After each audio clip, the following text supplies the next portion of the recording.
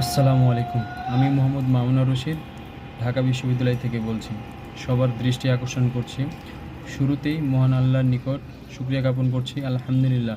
কেননা ৫ বছরের বাচ্চা থেকে শুরু করে বৃদ্ধ পর্যন্ত আপনারা যেভাবে সহযোগিতা করছেন, ইনশাআল্লাহ আমরা খুব দ্রুত সময়ে সকল সংকটময় পরিস্থিতি কাটিয়ে উঠব ইনশাআল্লাহ। এখানেই শেষ নয়, আপনারা যে যা পারেন তাই দিয়ে সহযোগিতা করুন। ১১টি জেলায় প্রায় ৪৫ লক্ষ মানুষ বন্যার শিকার হয়েছেন। ধরুন আমরা ৩ বেলা খাবারের জন্য জন প্রতি ১০ টাকা করে ধরি, তাহলে ৪৫ লক্ষ মানুষের জন্য আমাদের প্রতিদিন ৪.৫ কোটি টাকা প্রয়োজন। তাই আপনাদের সহযোগিতা একান্ত প্রয়োজন। তাই এখন থেকে শুরু করে পরিস্থিতি পুরোপুরি নিয়ন্ত্রণে না আসা পর্যন্ত আমাদের প্রথম ও প্রধান দায়িত্ব হচ্ছে ফান্ড কালেকশনের মাধ্যমে তাদেরকে নিরাপদ আশ্রয়ে নিয়ে আসা এবং পর্যাপ্ত খাদ্য সামগ্রীর ব্যবস্থা করা।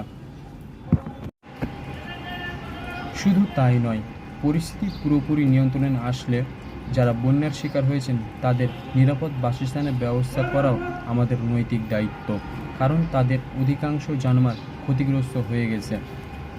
তাই আসুন আমরা সবাই ঐক্যবদ্ধ হই, কাঁধে কাঁধ মিলিয়ে সবাই একসাথে কাজ করি। ইনশাল্লাহ আমরা সকল প্রকার সংকটময় পরিস্থিতি কাটিয়ে উঠব।